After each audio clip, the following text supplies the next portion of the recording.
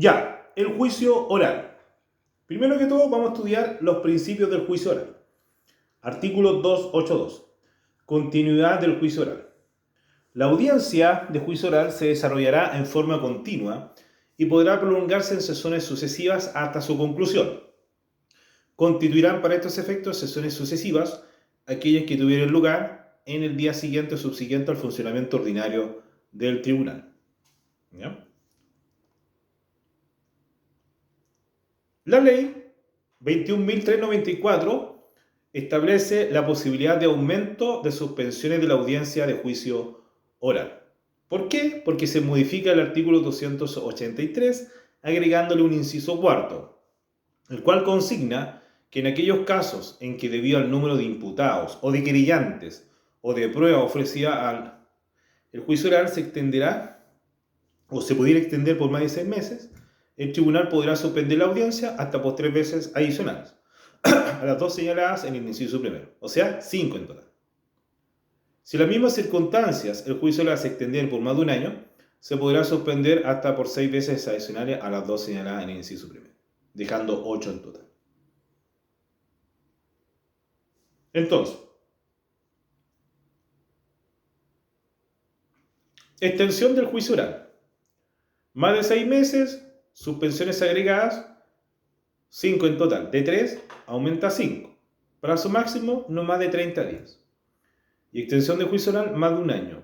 Suspensiones agregadas de 6 aumenta a 8. Y no más de 60 días. ¿No? Otro principio es el principio de la inmediación. Dice, presencia ininterrumpida de los jueces y del Ministerio Público en el juicio oral. La audiencia de juicio oral se realizará con la presencia ininterrumpida de los jueces que le integraren, del tribunal y del fiscal, siempre el juicio lo dispuesto en el 258. Lo dispuesto en el inciso final del artículo 76 respecto a la inhabilidad se aplicará también a los casos en que iniciada la audiencia faltaba un integrante del tribunal oral. Cualquier infracción a lo dispuesto en este artículo implicará la nulidad del juicio y de la sentencia.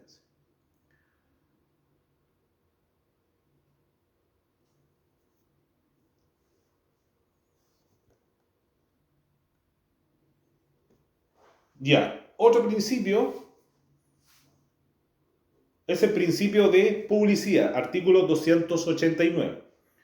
La audiencia de juicio oral será pública, pero el tribunal podrá ordenar a petición de parte y por resolución fundada una o más de las siguientes medidas. La regla general es que sea pública, pero excepcionalmente no lo va a hacer cuando resultan necesarias para proteger, en este caso, la intimidad, el honor o la seguridad de cualquier persona. Y en dicho caso podrá adoptar lo siguiente. Letra A, impedir el acceso o ordenar la salida de personas determinadas de la sala de la audiencia.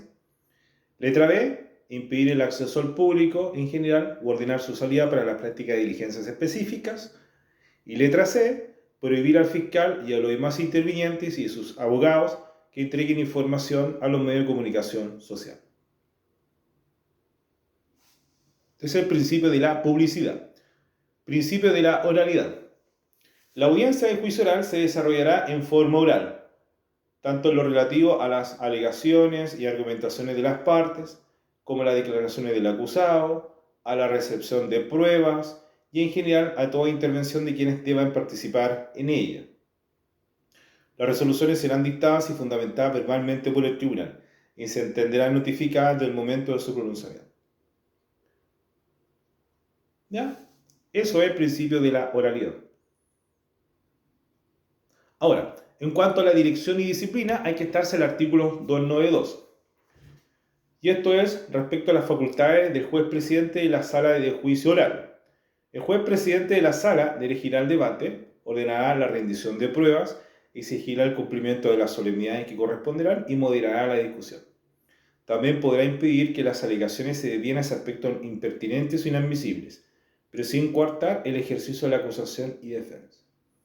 También podrá limitar el tiempo del uso de la palabra a las partes que deben intervenir durante el juicio, fijando límites máximos igualitarios para todas ellas o interrumpiendo a quienes hicieran uso de esta facultad. Además, ejercerá las facultades disciplinarias destinadas a mantener el orden y decoro durante el debate. ¿Ya? Eso es la dirección y disciplina del juicio oral. Entonces, ¿cuáles son las facultades del juez presidente? Dirigir el debate, número 1. 2. Impedir que las alegaciones se desvíen hacia aspectos impertinentes e inadmisibles. 3. Limita el uso de tiempos. Número 4. Limita el acceso al público. Número 5. Puede ordenar la salida de ciertas personas. Apertura de juicio oral. En el día y hora fijado, el tribunal se constituirá con la asistencia del fiscal, del acusado y su defensor y los demás intervinientes. Asimismo, verificará la disponibilidad de los testigos, peritos e intérpretes y demás personas que hubieran sido citadas a la audiencia y declarará iniciado el juicio. El presidente de la sala señalará las acusaciones que deberán ser objeto del juicio, contenido en el auto de apertura. Advertirá al acusado que deberá estar atento a lo que oirá y dispondrá que los peritos y testigos hagan abandono de la audiencia. Y dice, seguidamente se considerará la palabra fiscal para que exponga su acusación, al querellante para que se la sostenga, así como la demanda civil si se hubiere interpuesto. Entonces, la apertura judicial se tiene que verificar lo siguiente. Número 1, verificación de intervinientes y disponibilidad de testigos y peritos. 2. Señalamiento de acusaciones por el presidente. 3. Advertencia al acusado. 4. Alegato de apertura. Y 5. Advertencia al acusado de que puede declarar. En cuanto al orden de la recepción de las pruebas, hay que estarse al 328. Orden de recepción de prueba en la audiencia judicial.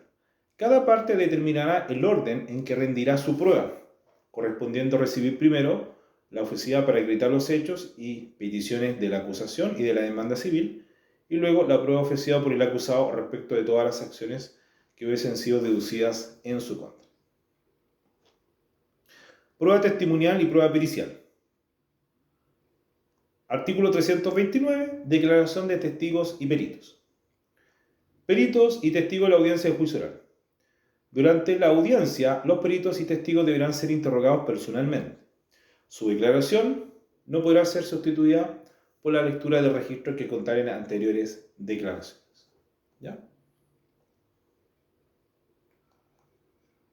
Objeciones, artículo 330. Método de interrogación. En sus interrogatorios, las partes que hubieran presentado a un testigo o perito no podrán formular sus preguntas de tal manera que sugieran la respuesta. Durante el contrainterrogatorio, las partes podrán confrontar al perito o testigo con sus propios dichos u otras versiones de los hechos. En ningún caso se admitirán preguntas engañosas, vale decir, aquellas destinadas a coaccionar ilegítimamente al perito o testigo.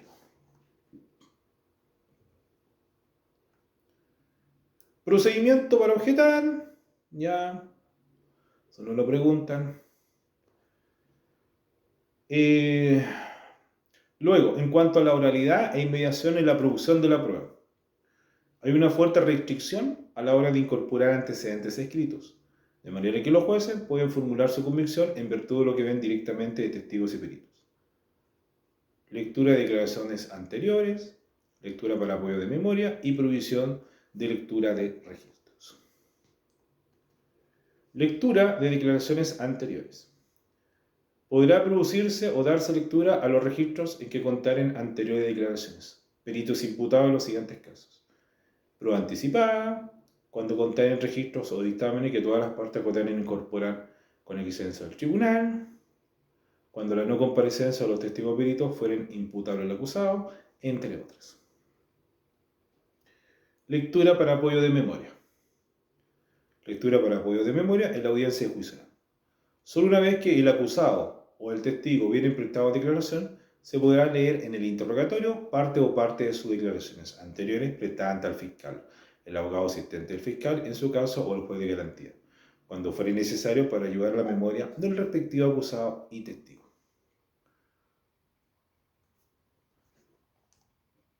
Prohibición de lectura de registros. Prohibición de registros y documentos. Salvo los casos previstos en el artículo 331 y 332, no se podrá incorporar o invocar como medio de prueba ni dar lectura durante el juicio oral a los registros y demás documentos que se den en cuenta diligencias o actuaciones realizadas por la policía o el Ministerio Público.